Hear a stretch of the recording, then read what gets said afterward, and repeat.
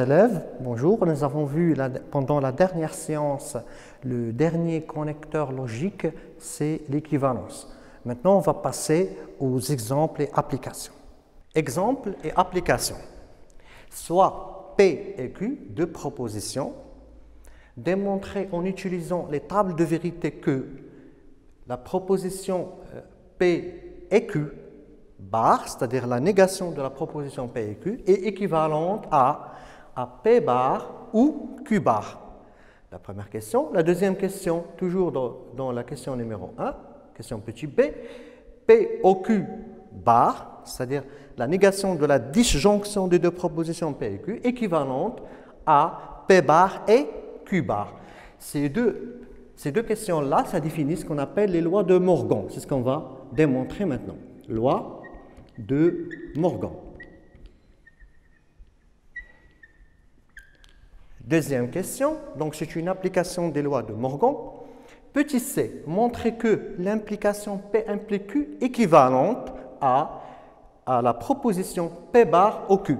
C'est ce que nous avons déjà vu lors de la présentation de l'implication. Question petit d, on déduire que la négation de l'implication P implique Q est équivalente à la proposition P et Q bar.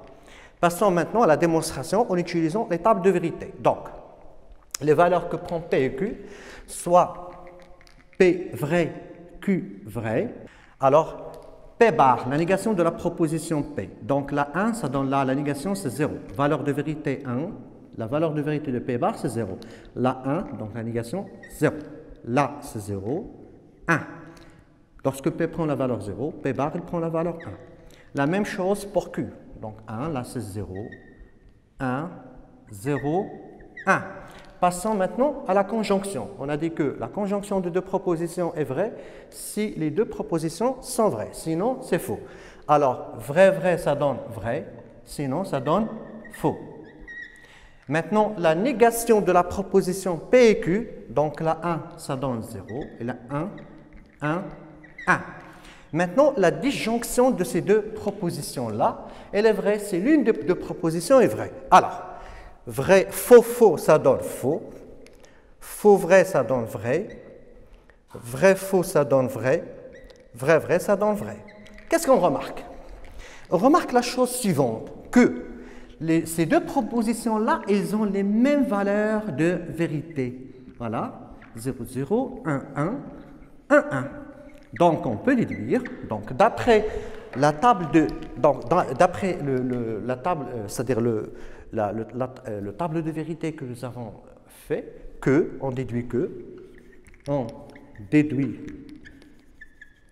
que vraiment les deux propositions P et Q bar, la négation de la proposition P et Q est équivalente à P bar ou Q bar. Démontrons maintenant la deuxième loi de Morgan, c'est la question 1b. Alors, on a déjà les valeurs de vérité des deux propositions P et Q et les valeurs de vérité de leur négation P bar et Q bar. Maintenant, on passe à la proposition P ou Q, la disjonction des deux propositions. Donc, la disjonction des deux propositions P et Q est vraie si au moins l'une des deux propositions est vraie. Alors là, vrai, vrai, ça donne vrai. Vrai, faux, ça donne vrai. Faux, vrai, ça donne vrai. Et faux, faux, ça donne faux. Maintenant, la négation de la proposition P au Q, donc ça donne la 1, donc là c'est 0, 0, 0, 1. Maintenant, la conjonction des deux propositions P bar et Q bar, elle est vraie, les deux sont vrais. Et fausse, sinon. Donc, faux, faux, ça donne faux. Faux, vrai, ça donne faux. Vrai, faux, ça donne faux. Et vrai, vrai, ça donne vrai. Alors, qu'est-ce qu'on constate? Que ces deux propositions, là, les derniers, ils ont les mêmes valeurs de vérité. Voilà. Puisqu'ils ont les mêmes valeurs de vérité, donc ils sont équivalents. D'après la table de vérité,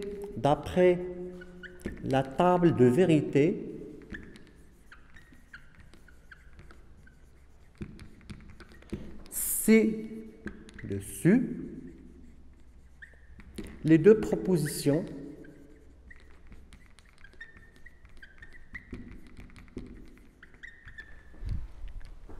P ou Q bar et P bar et Q bar sont équivalentes.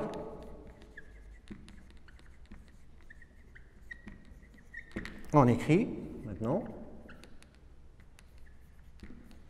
que P au Q, la négation de cette proposition, est équivalente à P bar et Q bar.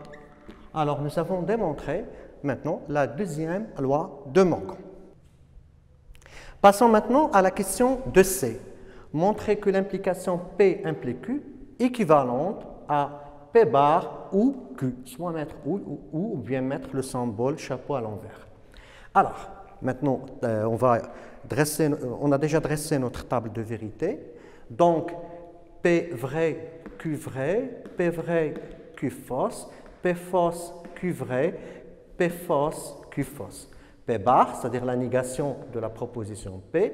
Donc là, vrai, faux, faux, vrai, faux, vrai. Maintenant, on va la disjonction P bar au Q. La disjonction P bar au Q est une proposition qui est vraie si au moins l'une des propositions est vraie. Donc, on va prendre P bar et Q. Vrai, faux, donc ça donne vrai. Faux, faux, c'est faux. Vrai, vrai, ça donne vrai. Faux, vrai, ça donne vrai. Maintenant, l'implication. On a dit pour l'implication, la règle d'or à ne jamais oublier que le vrai n'implique jamais le faux. Donc, on va chercher vrai, faux. Donc, vrai, faux, donc c'est toujours faux.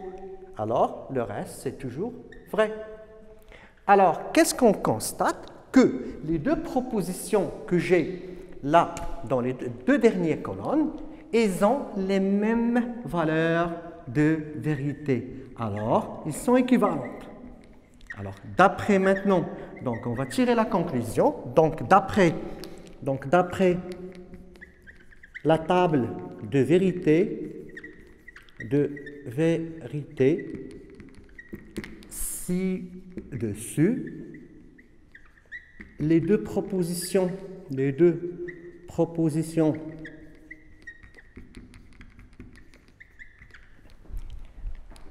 P bar ou Q et, donc entre parenthèses, et P implique Q sont équivalentes.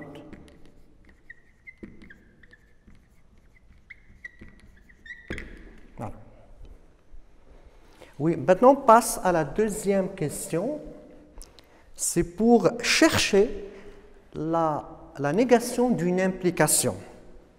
On va utiliser bien sûr le résultat de la question de C, c'est-à-dire la définition mathématique de l'implication, et en utilisant les lois de Morgan, on va déduire le résultat, c'est-à-dire la négation d'une implication.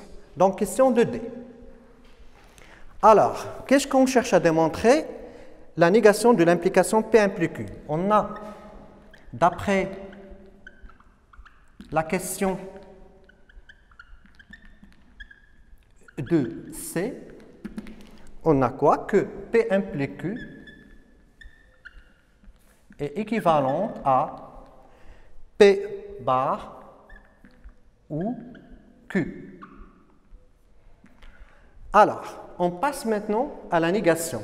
Alors, si deux propositions sont équivalentes, leur négation est aussi sont équivalentes. Alors, P implique Q, la négation de cette implication, est équivalente aussi à la négation de l'application P bar au Q, le tout bar. Alors maintenant, en appliquant les lois de Morgan. Regardez bien, par exemple, moi je peux remplacer le ou pour que ce soit adéquat aux lois de Morgan avec du point de vue, c'est-à-dire symbole. Là, je vais mettre la disjonction de cette façon-là, vaut mieux, d'accord? Alors, d'après la loi de Morgan.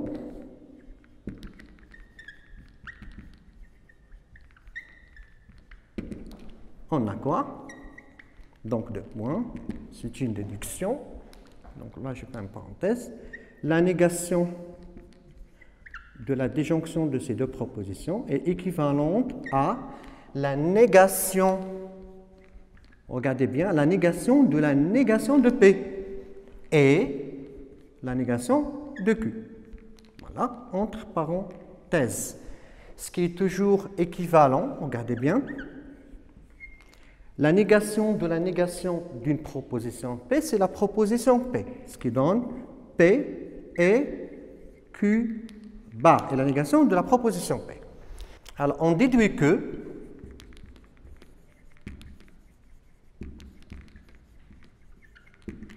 la négation de l'implication P implique Q équivalente à P et Q bar. Voilà. C'est ce qu'il faut démontrer.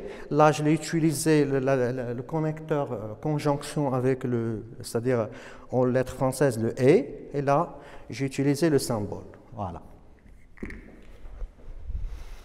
Troisièmement, quantificateur et fonction propositionnelle. Alors, commençons d'abord par fonction propositionnelle. La définition, c'est quoi une fonction propositionnelle?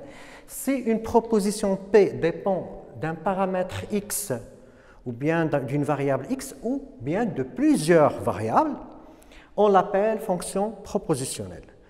Donc, cette fonction propositionnelle et sa valeur de vérité, elle est vraie ou faux, ça dépend de la variable prise déjà.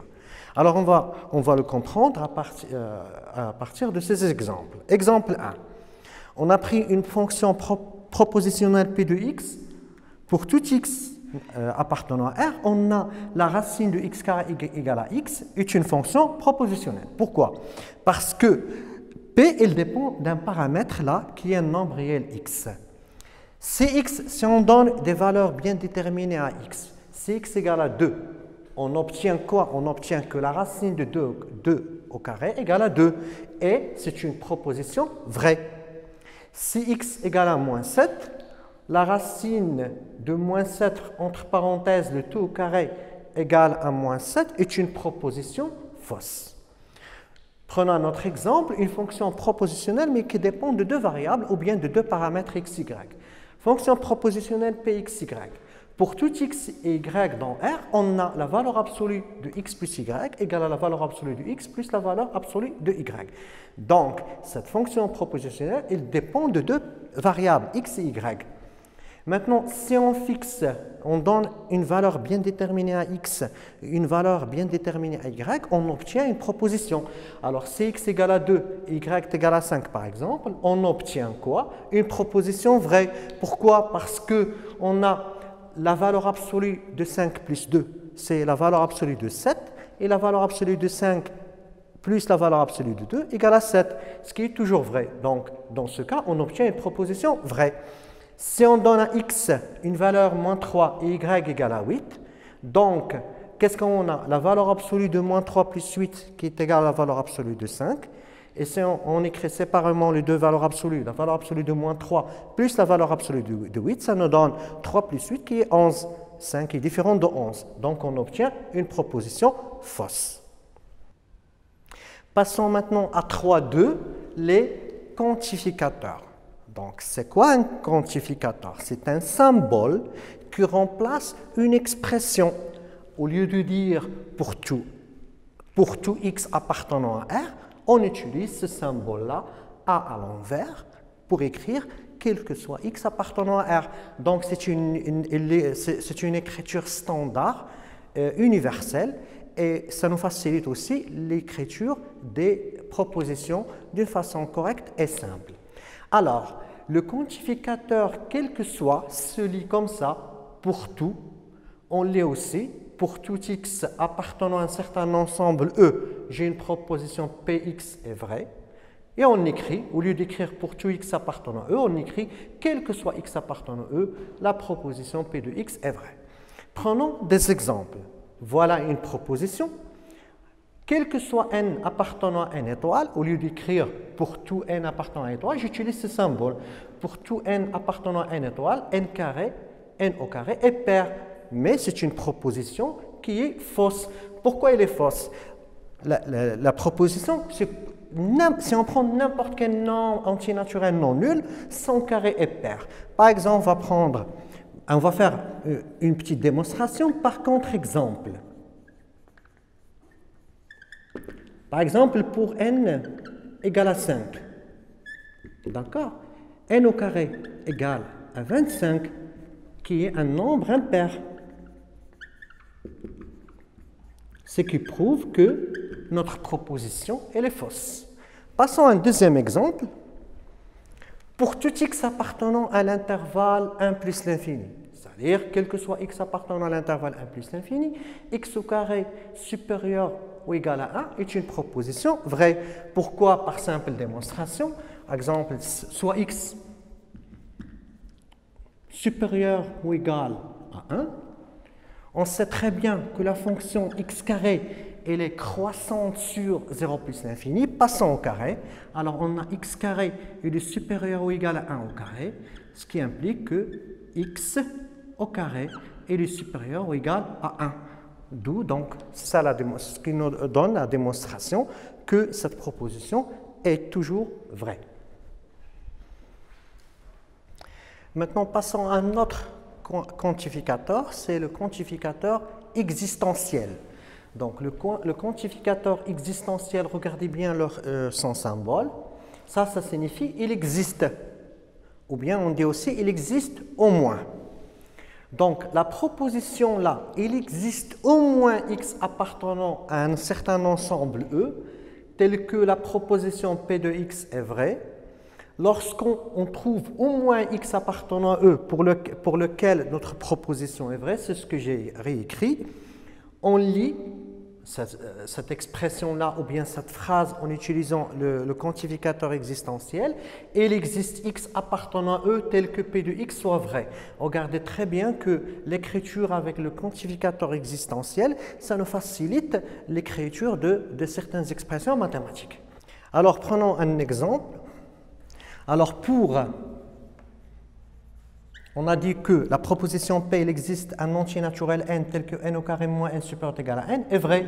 C'est-à-dire qu'il existe au moins des entiers naturels qui vérifient cette inégalité-là, n carré moins n supérieur ou égal à n. Par exemple, pour n égale à 10, on a quoi? 10 au carré moins 10, 10 au carré c'est 100, moins 10 c'est 90. 90, il est supérieur ou égal à 10. Voilà notre proposition, elle est vraie pour n égale à 10. Pour n égale à 100, on a 100 au carré moins 10, 100 au carré moins 100. Donc 100 au carré c'est 10 000, 10 000 moins 100 ça fait 9 900, qui est bien sûr supérieur ou égal à 100. Donc il existe, ça veut dire il existe au moins. Là, on a pris deux, c'est-à-dire on a trouvé déjà deux nombres qui vérifient cette inégalité n carré moins n supérieur ou égal à n. Passons maintenant à l'exemple 2. Regardez bien la proposition que il existe au moins x appartenant à R tel que x carré moins 1. Et c'est une proposition fausse. Pourquoi? Quel que soit x dans R, on a le x carré, il est toujours positif. Et moins 1, comment il est? Il est strictement négatif, ce qui justifie que impossible qu'un nombre positif soit égal à un nombre négatif, ce qui justifie que notre proposition, elle est fausse.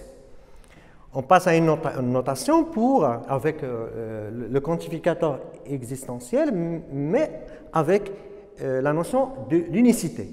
Alors là, il existe unique et noté, voilà, on prend le quantificateur existentiel avec un point d'exclamation. Exemple, regardez bien la proposition P avec cette écriture. Il existe unique x appartenant à R tel que 5x moins 1 égale à 0. C'est une proposition vraie. C'est-à-dire quoi? C'est-à-dire que l'équation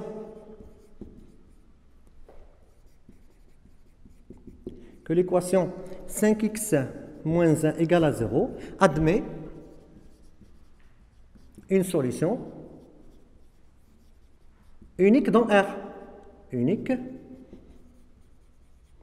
dans R. À savoir, voilà, c'est facile de trouver la solution. X égale à combien? À 1 cinquième. Voilà, c'est l'unique solution de notre équation. Maintenant, on va passer à la négation des quantificateurs ou bien ce qu'on appelle la négation des propositions. L'écriture des propositions, on voit exactement, il y a des quantificateurs universels et existentiels. Donc, la négation de cette proposition-là, quel que soit x appartenant à EP de x, est vrai. C'est quoi la négation? Alors, c'est la négation de quel que soit, c'est il existe. X appartenant à E, tel que la négation de P de x bar. La négation de la proposition il existe x appartenant à E, on prend la négation de quantificateur existentiel, ça devient le quantificateur universel quel que soit, et on met la négation de notre proposition P de x, c'est P de x bar. Et on va lire la négation de la proposition précédente, c'est quel que soit x appartenant à E, P de x bar. Exemple et application. Donner la négation de chacune des propositions ci-dessus et déterminer, voilà, en justifiant leur valeur de vérité. On va prendre maintenant la négation de la proposition P. Alors, P bar. La négation de il existe, c'est quel que soit x appartenant à z. Entre parenthèses, la négation de il existe aussi, c'est quel que soit y appartenant à z. On a quoi? 2x moins 3y. Et la négation de cette proposition égale, la négation, c'est différent de racine de 2. Donc, il y a une petite remarque, regardez bien, c'est quand les quantificateurs sont de même nature, ce sont deux quantificateurs universels, si on change l'ordre, donc notre proposition ne change pas de sens, ne change pas. Mais s'ils sont c'est-à-dire ils ne sont pas de même nature, on ne peut pas changer l'ordre. Donc, on passe maintenant à la valeur de vérité. Regardez bien que P bar est une proposition vraie. Là, pour justifier. Pourquoi? Parce que, regardez bien, si on prend n'importe quel entier relatif x et n'importe quel entier relatif y, on sait très bien que le produit 2 c'est un entier relatif, x un entier relatif, donc 2x c'est un entier relatif, moins 3 c'est un entier relatif, y c'est un entier relatif, alors moins 3y c'est un entier relatif, et la somme de deux entiers relatifs est différente de racine de 2 qui n'appartient pas à z. Donc c'est une proposition vraie. Pourquoi? Vrai, car le produit et la somme de deux entiers relatifs,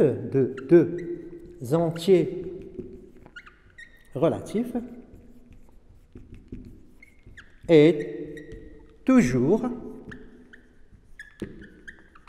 un entier relatif.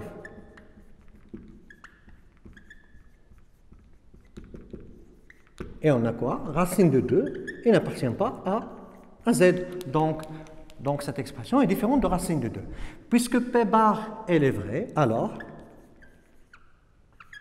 P est une proposition fausse.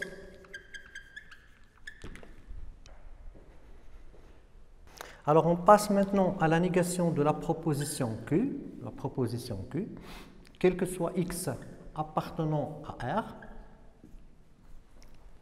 x carré appartenant à z implique que x appartient à z, un ensemble des entiers relatifs. Maintenant, regardez bien, on a déjà fait ensemble un résultat qui est important, c'est la négation d'une implication. Donc, P implique Q bar. La négation de cette implication, c'est P et Q bar. Donc, appliquons ce résultat pour déterminer la négation de la proposition Q. Donc, Q bar. Donc, il existe X appartenant à R, tel que P et Q bar. Donc x carré appartenant à Z et x n'appartient pas à Z. Donc là, c'est une proposition vraie, car x égale à la racine de 2 n'appartient pas à Z et x carré, on a x carré, il existe, donc le x c'est racine de 2. X, x carré égale à 2 appartient à Z. Alors, donc puisque la proposition Q bar est vraie, alors Q est une proposition fausse. Passons maintenant à la troisième proposition.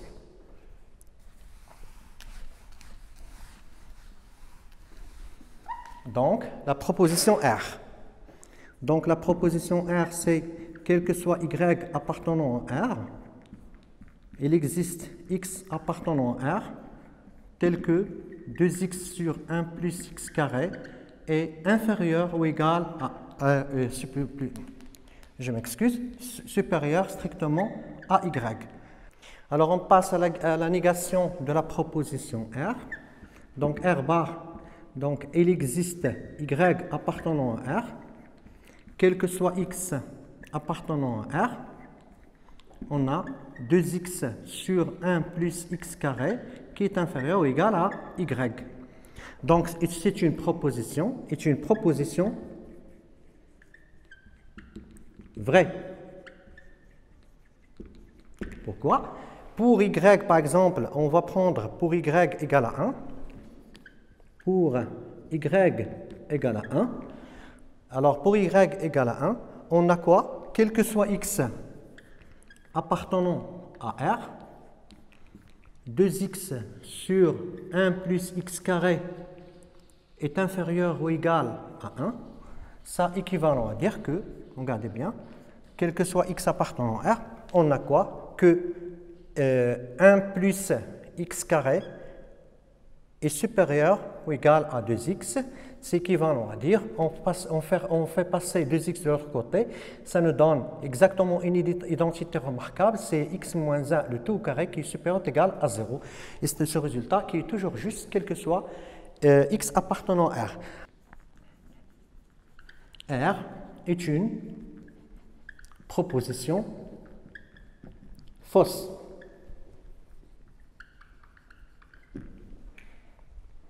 J'espère que vous avez bien profité de cette séance. Je vous laisse et à une séance prochaine.